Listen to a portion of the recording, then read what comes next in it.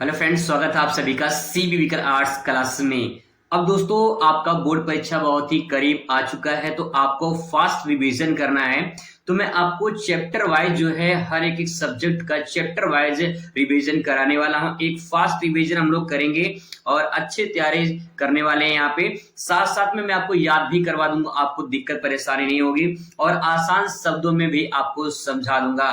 तो चलिए शुरुआत करते हैं। आज का जो हमारा विषय रहेगा वो भूगोल विषय से हम लोग यहाँ पे ज्योग्राफी का कुछ इंपॉर्टेंट क्वेश्चन कवर करने वाले हैं और फास्ट रिवीजन करने वाले हैं। तो चलिए शुरुआत करते हैं। सबसे पहले थोड़ी सी बेसिक जानकारी आपको यहाँ बता देते हैं।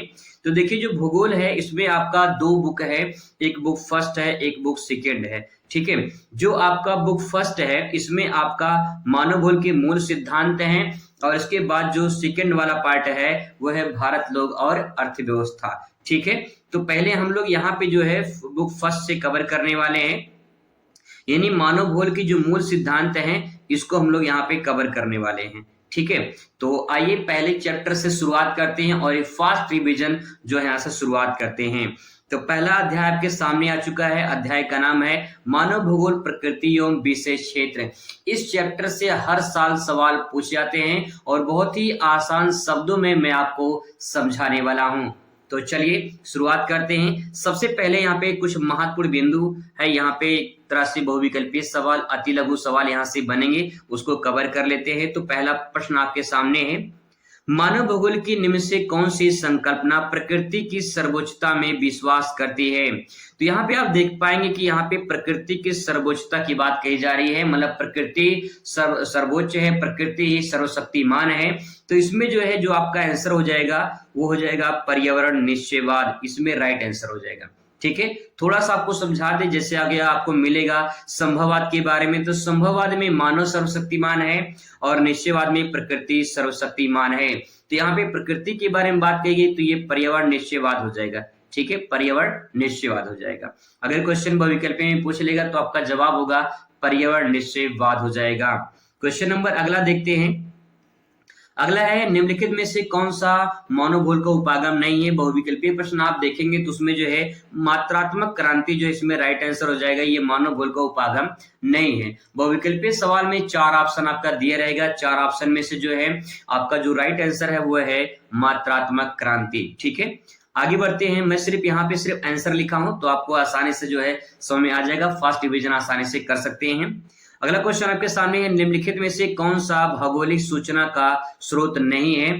तो यहाँ पे बहुत सारे ऑप्शन जो है आपको अलग दिख जाएंगे, लेकिन यहाँ पे जो है अलग अलग किताबों में आंसर दिया है, लेकिन यहाँ पे मैं बता दूं आपको, प्राचीन इसका महाकाव्य राइट आंसर होगा, प्राचीन महाकाव्य। ठीक है, प्राचीन महाकाव्य जो है इसका राइट आंसर हो जाएगा। बहुत सारी किताबों में आपको अलग अलग आंसर मिल जाएगा, जैसे यहाँ पे बच्चे ने जिस काम में जिसने आंसर लिखा है इसमें है ये चंद्रमा से चट्टानी पदार्थों के नमूने जो है, इसमें ये गलत है, लेकिन जो प्राचीन महाकाव्य है, ठीक है, ये आपका राइट आंसर हो जाएगा। ठीक है, प्राचीन महाकाव्य।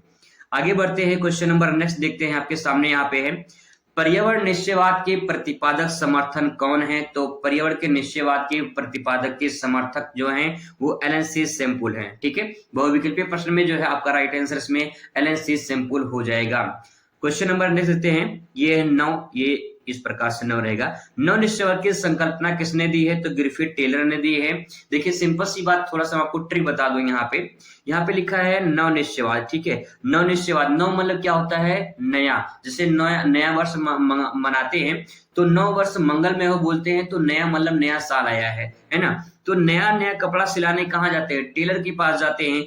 तो नव निश्चयवाद की संकल्पना किसने दी है? टेलर के पास दी है। थोड़ा सा ट्रिक पॉइंट लगा के आप आसानी से इसे तैयार कर सकते हैं।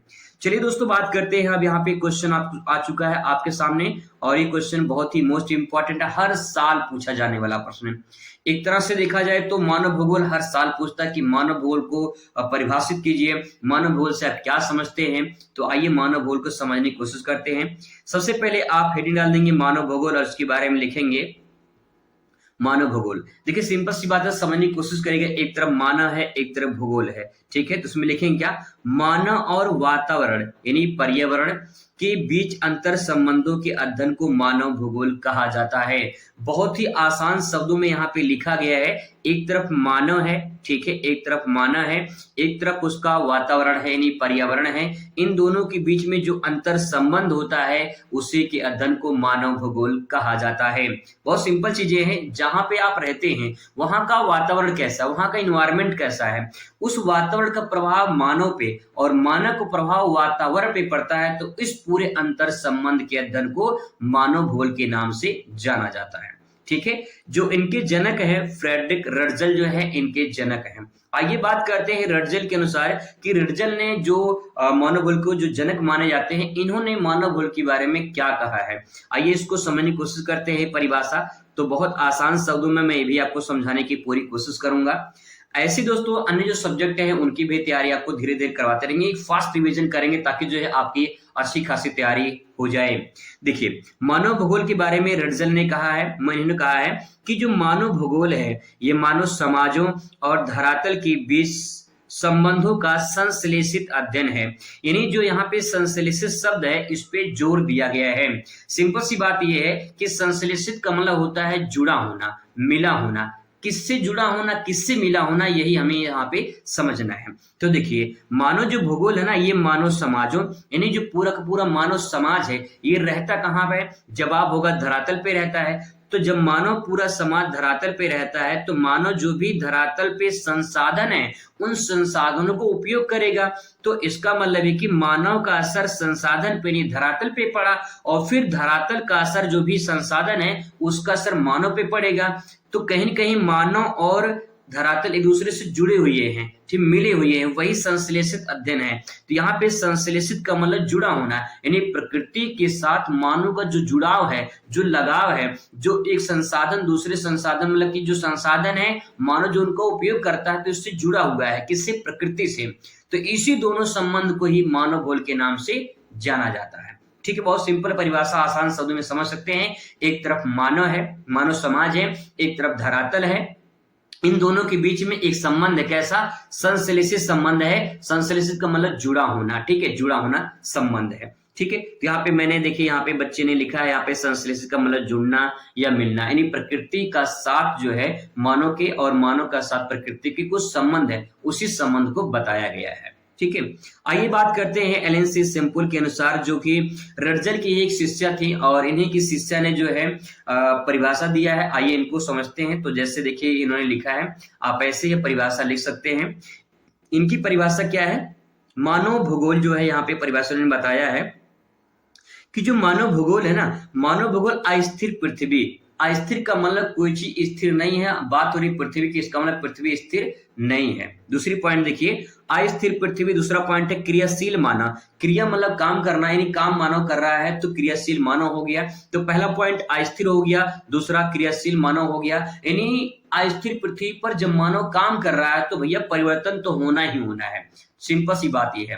यानी कहने का मतलब यह है कि जब आप तैयारी करोगे तो आप में कुछ बदलाव होगा, कुछ परिवर्तन होगा। ये परिवर्तन कैसे हो रहा है, तैयारी करने के बाद हो रहा है। यानी जो भी आप बोर्ड परीक्षा की तैयारी कर रहे हैं वो परिवर्तन जो आप में हो रहा है, जो बदलाव हो रहा है, उस सीखने के बाद हो रहा है। तो दोस्तों वही बात कहा गया है कि अस्थिर पृथ्वी और क्रियाशील मानव के बीच में जो परिवर्तन हो रहा है उसी परिवर्तनशील संबंधों का अध्ययन हम मानव भूगोल के अंतर्गत करते हैं। बहुत सिंपल भाषा में आपको समझाने की कोशिश करूं तो आप एग्जाम्पल के माध्यम समझ सकते हैं। जैसे मान लीजिए एक पेड़ है, ठीक है, ये मान लीजिए पेड़ है और इस पेड़ को जो है मान लेते हैं एक आदमी काट रहा है, ठीक है, एक आदमी मान लेते हैं इस पेड़ को काट दे रहा है।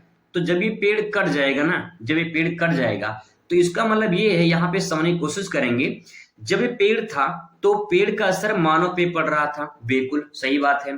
जब मानव ने पेड़ काट दिया तो अब इसका असर मानव पे पड़ेगा, यानी धूप बढ़ेगी, तापमान बढ़ेगा, बहुत सारी जो पेड़ से मिल रही थी, इससे फल, ऑक्सीजन, लकड़ी, ये सब नहीं मिल पाएगा। तो कहने का तात्पर्य है कि जब पेड़ था तो पेड़ का असर मानव पे पड़ रहा था, जब पेड़ मानव ने काट दिया तो उसका असर जो है अब मानव पे पड़ रहा है। तो क्या एक दूसरे में यहाँ पे अंतर संबंध नहीं है? क्या एक दूसरे से कोई जुड़े नहीं है? बिल्कुल जुड़े हैं, परिवर्तन हो रहा है। तो दोस्तों यही पूरा प्रोसेस जो है मानव भूगोल के नाम से जाना जाता है। आई होप आपको समझ में आया होगा और दोनों परिभाषा, चाहे रर्जल की हो चाहे एलन सी सैंपल की परिभाषा हो, आप समझ पाए होंगे। चलिए बात करते हैं अगले क्वेश्चन पर, और अगला क्वेश्चन आपके सामने यहाँ पे आ चुका है।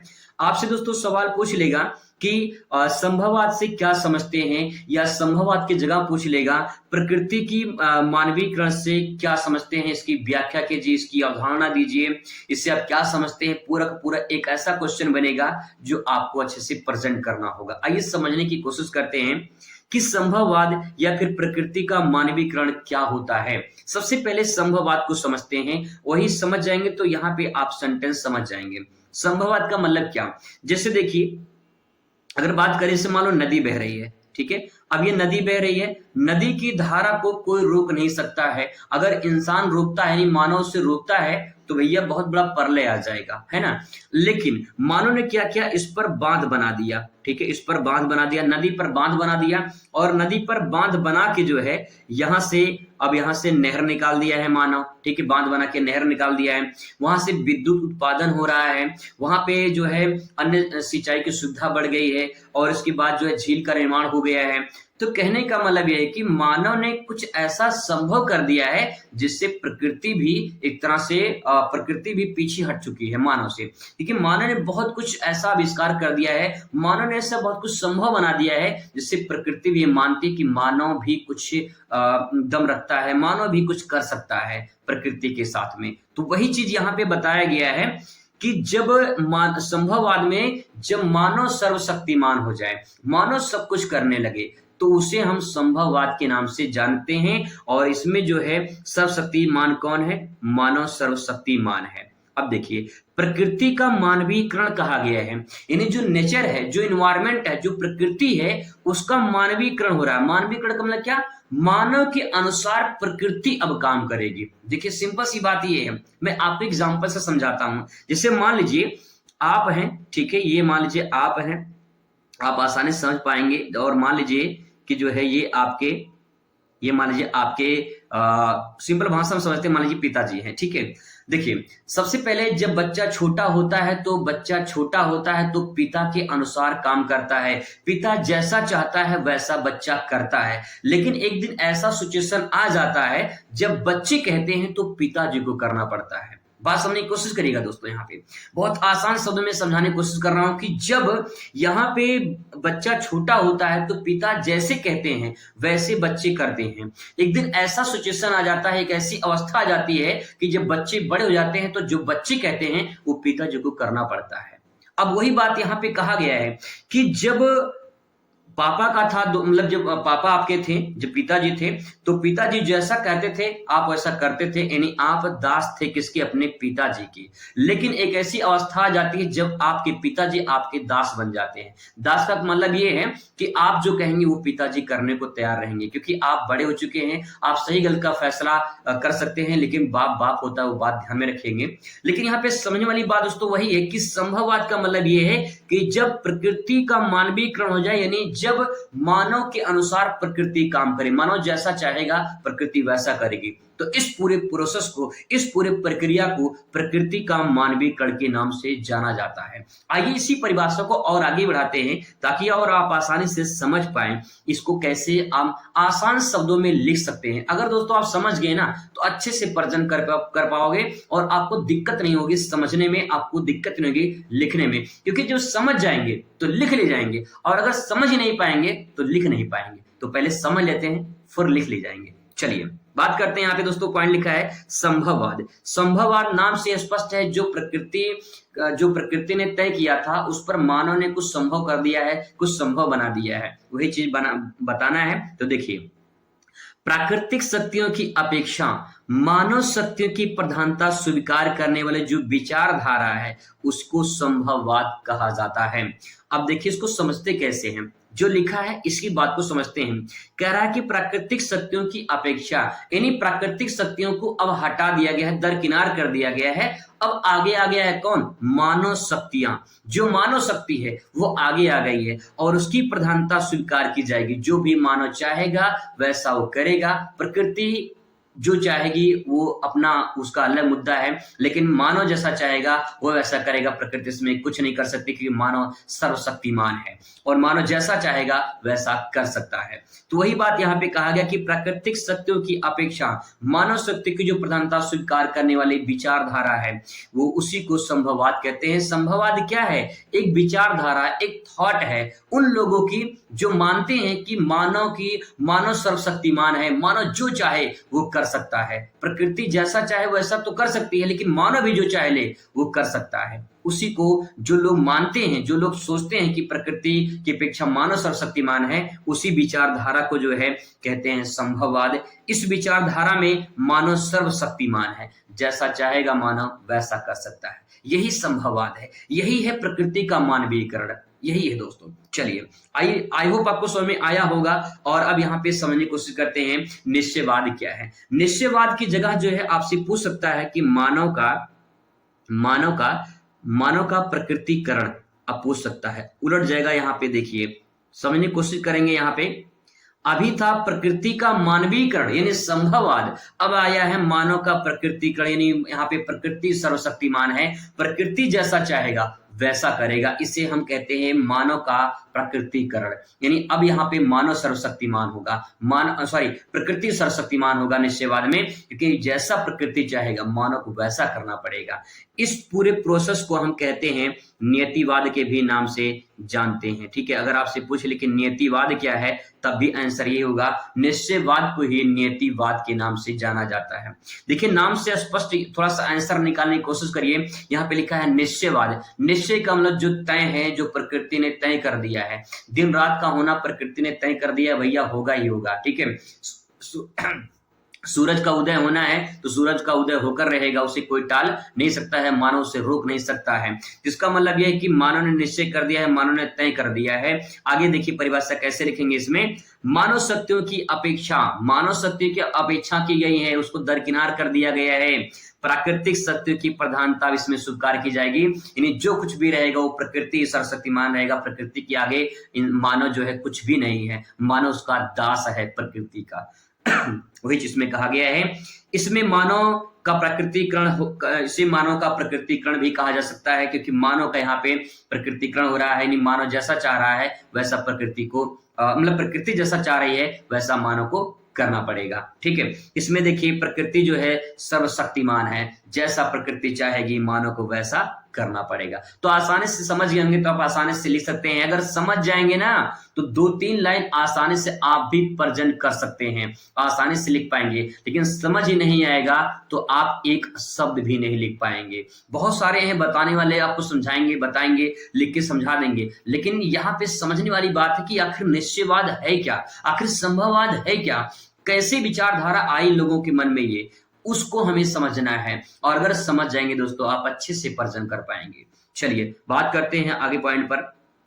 क्वेश्चन आपसे पूछ लेगा नवनिश्चयवाद क्या है, नवनिश्चयवाद की अवधारणा किसने दी है। नवनिश्चयवाद के बारे में आपसे व्याख्या पूछ सकता है, टिप्पणी पूछ सकता है। तो नवनिश्चयवाद के बारे में यहाँ पे फास्ट रिवीजन कर लेते हैं। सबसे पहले ध्यान रखेंगे कि नवनिश्चयवाद लिखा हुआ है, तो मैंने अभी आपको बताया नव मतलब नया होता है। तो नया नया कपड़ा सिलाने कहाँ जाते हैं, टेलर के पास जाते हैं। तो एक ऑस्ट्रेलियाई भूगोलवेत्ता थे जिनका नाम था ग्रिफिथ टेलर। इन्होंने 1920 में, कब 1920 में, लगातार काउंट कर लीजिए 1920, 1924 नहीं है, 1922 नहीं है, जिससे आपको आसानी में दिक्कत हो पढ़ने में। 1920 है तो लगातार 19 के बाद 20 ही आता है। तो 1920 में जो है इन्होंने एक संकल्पना प्रस्तुत किया था और इस संकल्पना का नाम है रुको और जाओ, स्टॉप एंड गो की संकल्पना दी थी। किसने दिया था? ग्रिफिथ टेलर ने दिया था। अगर दोस्तों सवाल आपसे पूछ लेगा कि जो है नवनिश्चयवाद की संकल्पना किसने दी है, तो आपका जवाब होगा नवनिश्चयवाद की संकल्पना ग्रिफिथ टेलर ने दिया था। कब दिया था? 1920 में दिया था। क्या दिया था? रुको और जाओ की संकल्पना, स्टॉप एंड गो की संकल्पना इन्होंने दिया था। चलिए आइए आगे बढ़ाते हैं इस टॉपिक को और थोड़ा समझने की कोशिश करते हैं।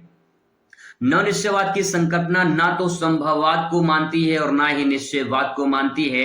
इन्होंने कहा कि टेलर ने कहा कि मनुष्य और पर्यावरण के संबंधों को यातायात नियंत्रण के उदाहरण के माध्यम से समझा जा सकता है।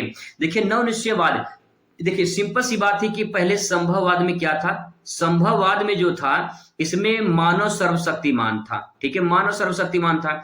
इसके बाद जो निश्चयवाद आया, निश्चयवाद में जो है प्रकृति सर्वशक्तिमान हो गई, ठीक है, निश्चयवाद में इसमें प्रकृति सर्वशक्तिमान हो गई, ठीक है। अब इसके बाद नव निश्चयवाद आया। ये नव निश्चयवाद जो विचारधारा थी ना तो संभववाद को मानती है और ना तो निश्चयवाद को मानती है। इसे एक उदाहरण के माध्यम से समझाया है, जैसे आप एग्जाम्पल के माध्यम से समझने की कोशिश करते हैं नव निश्चयवाद को। तो यहाँ पे देखिए मैं उदाहरण के माध्यम से समझा दूं, यहाँ पे आप समझ सकते हैं, जैसे कि यहाँ पे लिखा गया है, थोड़ा सा समझने की कोशिश करते हैं उदाहरण में। यहाँ पे कहा गया है कि जैसे एक चौराहा होता है, ठीक है, एक चौराहा होता है, चौराहा में कुछ नियंत्रक बत्तियां लगी होती हैं, जिसमें लाल बत्ती होती है, ठीक है, लाल बत्ती होती है, पीली बत्ती होती है, लाल बत्ती, पीली बत्ती और हरी बत्ती होती है, ठीक है। 3 प्रकार की बत्तियां होती हैं, आप देख पा रहे होंगे यहाँ पे। तो 3 प्रकार की बत्तियां होती हैं। अब यहाँ पे देखिए 3 प्रकार की जो बत्तियां होती हैं, लाल का मतलब क्या होता है, लाल का मतलब होता है रुको, ठीक है, लाल का मतलब होता है रुको, स्टॉप, रुको जरा भैया रुको, ठीक है। और पीला का मतलब क्या होता है, तैयार हो जाओ, पीला का मतलब होता है भैया तैयार हो जाओ, गाड़ी स्टार्ट कर लो, अब जो है आपका सिग्नल खुलने वाला है, तैयार हो जाओ। और जैसे आपकी हरी बत्ती जल जाती है, इसका मतलब कि आपको अब चलना शुरू कर देना है, कोई खतरा नहीं है। इसी प्रकार से हमें पहले प्रकृति को समझना है। अगर लाल बत्ती जल रही है, लाल बत्ती का मतलब यह है कि अगर संसाधन कम है, प्रकृति संदेश दे रही है कि भैया इस संसाधन को उपयोग कम करो, जैसे कोयला है, पेट्रोलियम, प्राकृतिक गैस है, इन संसाधनों को उपयोग कम करो, नहीं तो ये खत्म हो जाएगा, ये सीमित है, ये लिमिट में है, ये खत्म हो जाएंगे।